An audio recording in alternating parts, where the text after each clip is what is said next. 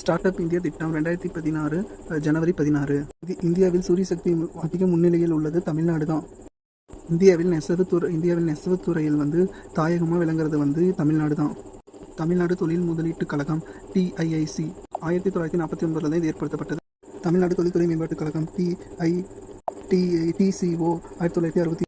தமிழ்நாடு அரசு தொழில் முன்னேற்றக் கழகம் 1971 ஏற்படுத்தப்பட்டது. ஆசியாவின் டெட்ராய்டு சென்னை. தொல்பொருள் ஏற்றுமதியில் இந்தியாவிலே தமிழ்நாட்டிலே எந்த இடம் அதிகமாக இருக்குதுன்னா வேலூர் தான்.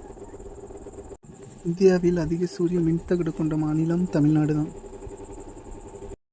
இந்தியாவிலே அதிக சுமை தூக்கும் வாகன கட்டமைப்பு எங்கே அதிகம் இது நல்லா செயல்படுறாங்கன்னா நாமக்கல் திருச்செங்கோடு தான். நாட்டிலே பருத்தி 80% கொண்ட பின்னலாடை நகரம் எதுனா திருப்பூர் தாங்க. தமிழகத்தில் 2017 ஜூலை 31 வரை இருந்த மின்திறன் இது எவ்வளோ மெகாவாட்னா 1697 மெகாவாட்.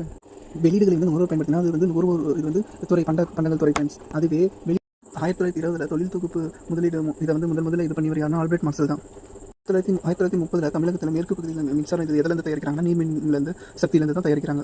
1973 இரும்பு ஆலையை தயாரிக்கிறதுக்கு எங்கே அது இது பண்ணாங்கன்னா சேலத்தில் தான் இது பண்ணாங்க. அந்த சிறப்பு பொருளாதார கொள்கை எப்போ இதை கொண்டு வந்தாங்கன்னா 2000 தான் கொண்டு வந்தாங்க.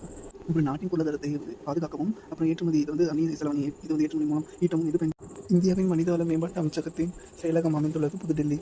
அங்கே தான் அமைஞ்சிருக்கு. ஸ்டார்ட் அப் இந்தியா தொடங்கப்பட்டது ஏப்ரல் 5, 2016.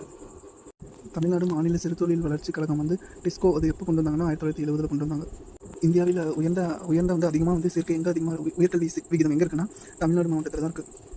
இந்தியாவில் 60% தோல் பதனிடமும் உற்பத்தி இதில் 38% ஒரு காலனி அதெல்லாம் தயாரிக்கிறது எங்கே அதிகமாக இருக்குதுன்னா தமிழ்நாட்டில் தான் சொல்கிறாங்க. தமிழ்நாடு சிறுதொழில் வளர்ச்சி கழகம் 1965 தான் ஏற்படுத்தப்பட்டது.